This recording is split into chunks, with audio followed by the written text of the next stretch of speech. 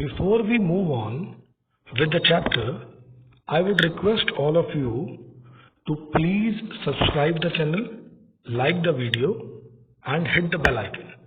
In this way, you will be able to get the notifications of all the videos which will be uploaded by me in the future. I would also request you to, while watching the video, please go to the comment section and write your name, class, section and roll number, so that we can assure that all of you have seen the video. Today we will try and understand the philosophies of Jainism and Buddhism. Before I start this, let us also understand that when already Brahmanical texts were there, Hinduism already existed, what was the need or what led to the propagation and spread of Jainism and Buddhism? To some extent, the Hindu religion set by the Brahmanas was too rigid. It was not open on the basis of the gender as well and the caste. Females were not allowed to read the Vedas. The Vedas were not accessible to them. Even the low caste also were not allowed. And both of these groups were welcomed by Buddhism and Jainism. At the same time, Buddhism and Jainism together, they did not ever took the supremacy of the Vedas. First, let us understand about Jainism. Vardhaman came to be known as Mahavira in the 6th century BCE. He was preceded by 23 Tirthankars who were the guided man and the women across the river of existence. The idea was that the entire world is animated, even stones, rocks and even water had life.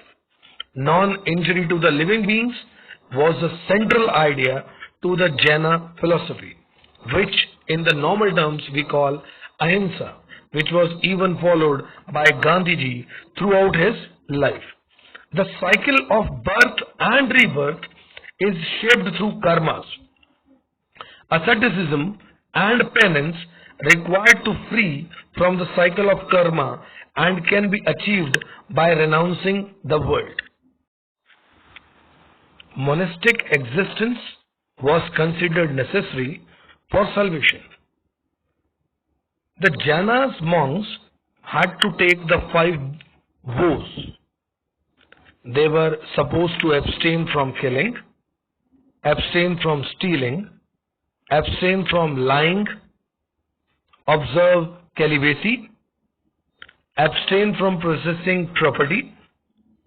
Actually, there were certain features that led to the spread of Jainism. They produced a wealth of literature in a variety of languages, that is Prakrit, Sanskrit and Tamil. Now, why this can be considered the reason? Reason being that these languages were very easy and easily approachable and understood by the common people. The manuscripts were preserved in the libraries which were attached to the temples, and these books and these libraries were easily accessible to the common people. The stone sculptures were produced by the devotees of Tirthankars.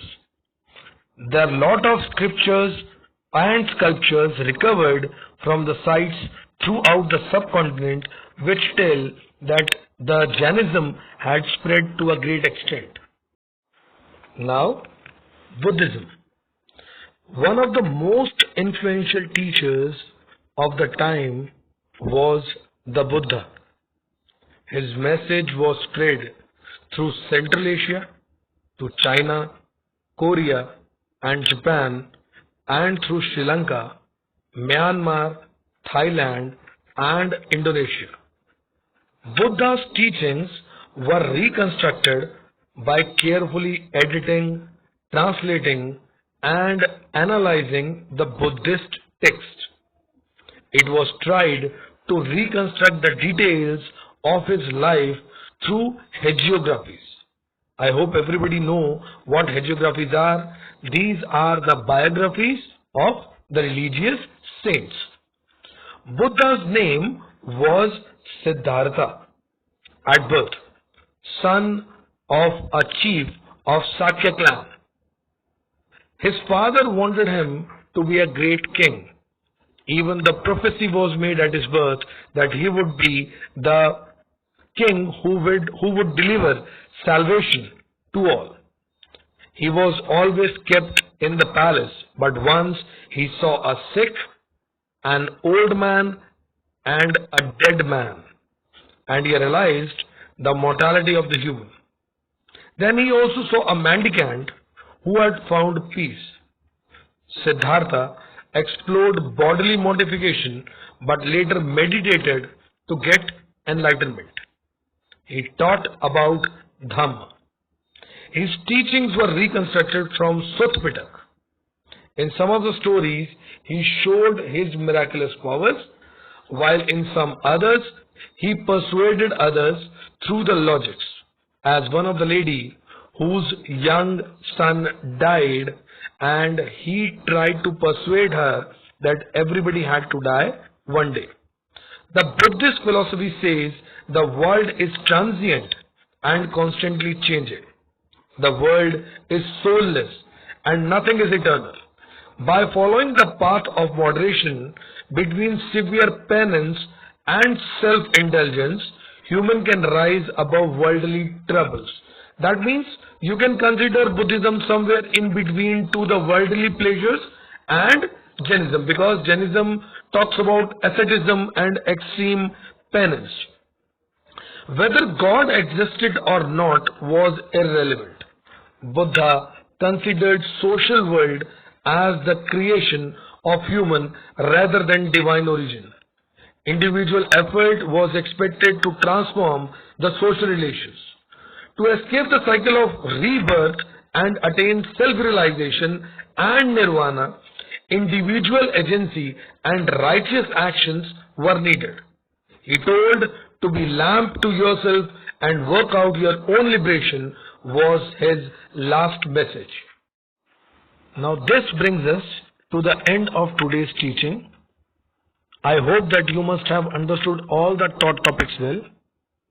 I request you to read all these topics at home, and if you get any problem, write in the comment box, or we can discuss all these things in the online sessions in the morning arranged by the school.